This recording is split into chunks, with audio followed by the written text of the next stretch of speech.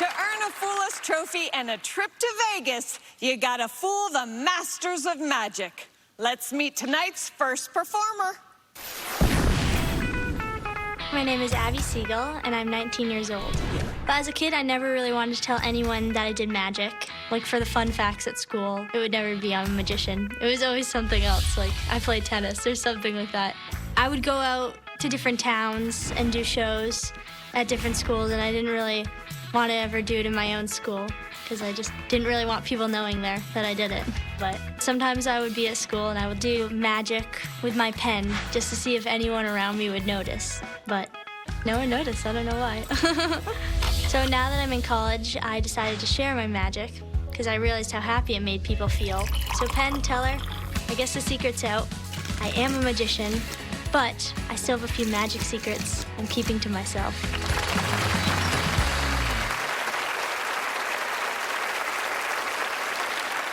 Along with Penn and Teller, please welcome the playful magic of Abby Segal.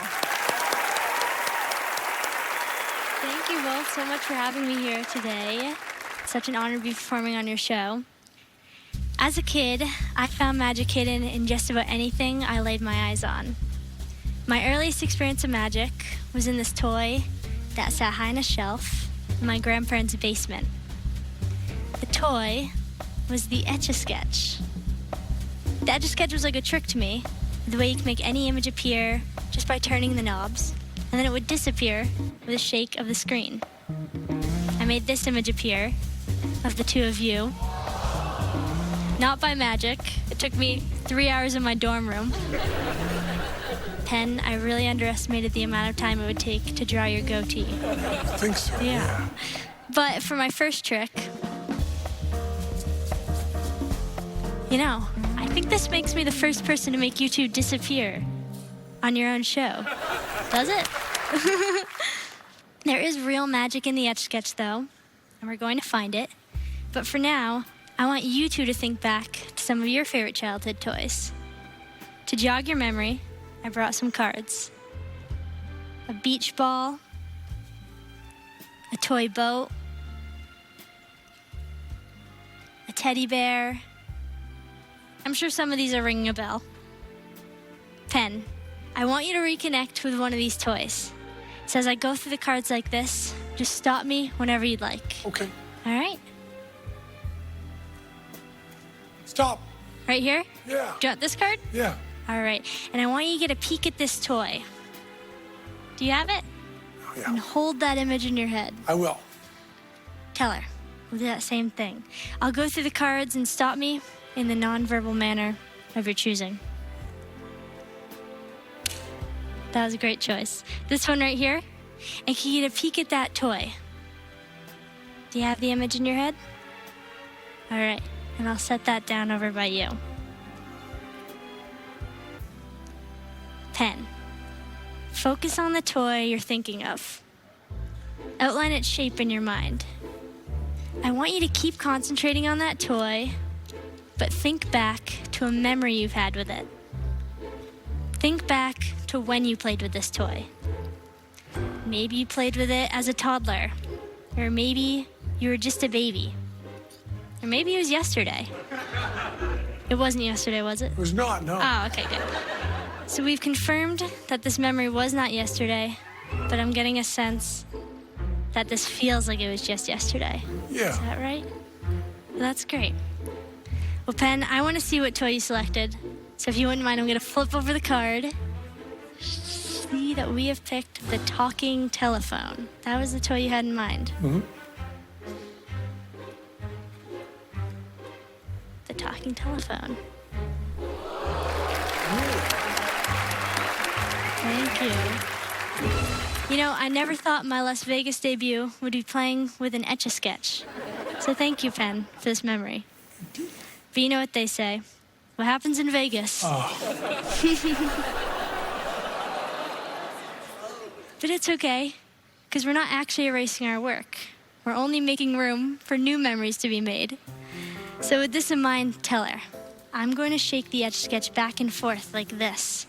And while I shake it, I want you to think of that toy that you chose. Picture yourself playing with it. Yep. Imagine that all those simple lines and shapes that you make with an Etch Sketch are coming together to form that image of the toy. That's good. I'm gonna set it down just like this. And I'm gonna flip over the card to show that you have selected the red wagon.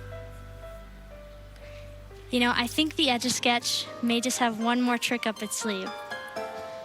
The red wagon. And thank you both so much for helping me out. Abby Segal! Wow, that is so impressive. Thank you. So there's no other trick like this in the world, is that right?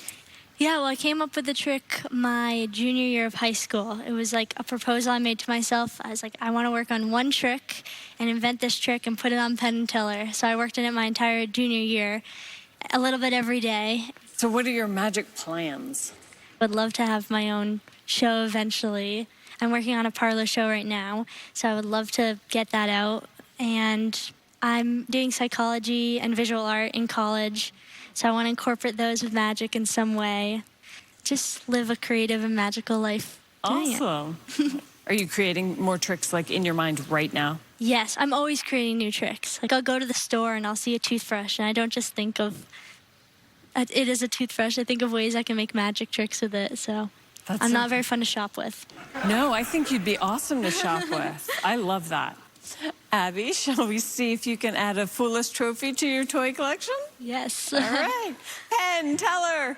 Boy, Abby, we love the act. This is your original trick, right? Yes. Oh, wow. Just so nice to see someone who's young with really new, fresh ideas. And also, as a juggler, I always love when there's real raw skill looking like raw skill. You did that portrait of us on the Etch A Sketch. Friend of mine, a wonderful artist named Renee French, she did a portrait of me on an Etch A Sketch and worked on it a really long time. It's really beautiful. So I know you really did spend, and 3 hours is probably no exaggeration whatsoever. And also, we think that you did the telephone there incredibly fast, really right there in front of us for reals. And that was amazing, too. So I like that. And that also comes into having us choose a toy. You had a combination of a interesting prop and then also some real sleight of hand skill. You had a very gentle and playful, but still forceful way to have us choose the card that was really, really great. We did notice, and I don't think many other people would, that the choice of the wagon and the shape of the wagon helps very much in making that trick happen. It allows you a little bit of shade there where you need it. So we know it was a wonderful routine, and your style is so humble and sweet and still confident. But we think we followed the trick all the way through, and I hope I've given you a little bit of a hint that we've figured it out here and there. Abby, did they figure it out? You guys got it. Thank you. Thank you, Abby. That was wonderful. Well, you didn't fool them, but you certainly entertained us. Thank you so much. you. Abby Segal! Thank you, Don't stick a fork in us just yet. We still have magic a cut above the rest when Fool Us returns.